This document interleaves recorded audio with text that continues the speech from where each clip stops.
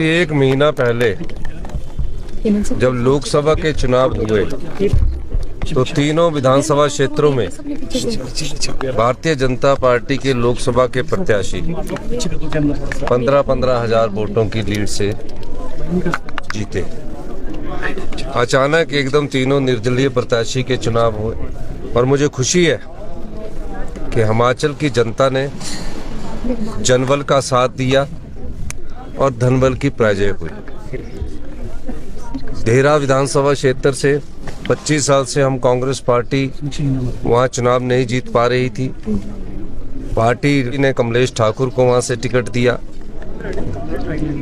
और high command ने जो सर्वे करवाया उसके आधार पर वो टिकट दिया गया। वहाँ हमारी जीत हुई है।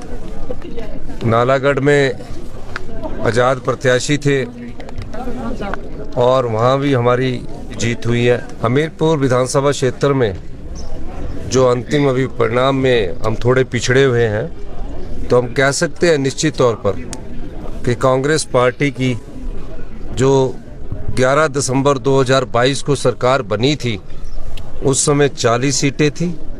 वो 40 की 40 सीटें अभी कांग्रेस के पक्ष में आई है और मैं दावे के साथ कह सकता हूँ ये जनता की जीत है।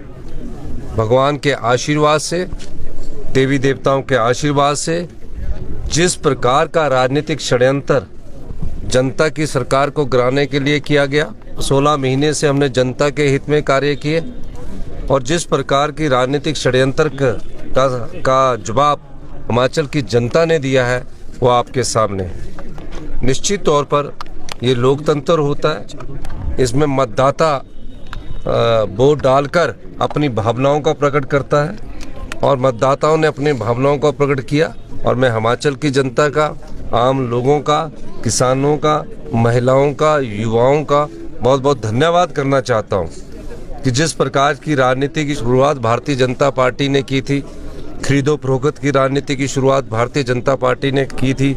28 फरवरी से जो प्रदेश में अनिश्चितता का माहौल चल रहा था और पूर्व मुख्यमंत्री जयराम ठाकुर जी बार बार कह रहे थे कि 4 जून को 2 सरकारें बनेंगी और अभी भी जनता को ठग रहे थे कि हम तीनों सीटें जीतने के बाद दोबारा से सरकार बनाएंगे। तो मैं ये कहना चाहता हूँ कि जनता के जनादेश को स्वीकार करके आपको ये स्वीकार करना चाहिए कि जनता ने आपकी बात को ठुकराया है।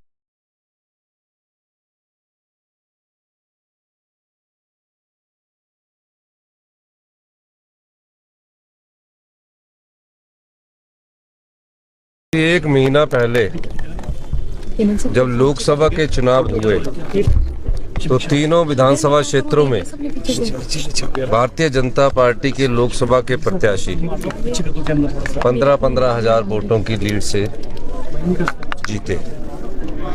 अचानक एकदम तीनों निर्दलीय प्रत्याशी के चुनाव हुए और मुझे खुशी है कि हिमाचल की जनता ने जनबल का साथ दिया और धनबल की पराजय हुई। देहरा विधानसभा क्षेत्र से 25 साल से हम कांग्रेस पार्टी वहां चुनाव नहीं जीत पा रही थी। पार्टी ने कमलेश ठाकुर को वहां से टिकट दिया और हाई कमांड ने जो सर्वे करवाया उसके आधार पर वो टिकट दिया गया। वहाँ हमारी जीत हुई है। नालागढ़ में आज़ाद प्रत्याशी थे और वहाँ भी हमारी जीत हुई है। हमीरपुर विधानसभा क्षेत्र में जो अंतिम अभी परिणाम में हम थोड़े पिछड़े हुए हैं, तो हम कह सकते हैं निश्चित तौर पर कि कांग्रेस पार्टी की जो 11 दिसंबर 2022 को सरकार बनी थी, उस समय 40 सीटें थी। वो 40 की 40 सीटें अभी कांग्रेस के पक्ष में आई है और मैं दावे के साथ कह सकता हूँ ये जनता की जीत है। भगवान के आशीर्वाद से, देवी देवताओं के आशीर्वाद से, जिस प्रकार का राजनीतिक षड्यंत्र जनता की सरकार को गिराने के लिए किया गया, 16 महीने से हमने जनता के हित में कार्य किए और जिस प्रकार की राजनीतिक षड्यंत्र का जवाब हिमाचल की जनता ने दिया है वो आपके सामने है।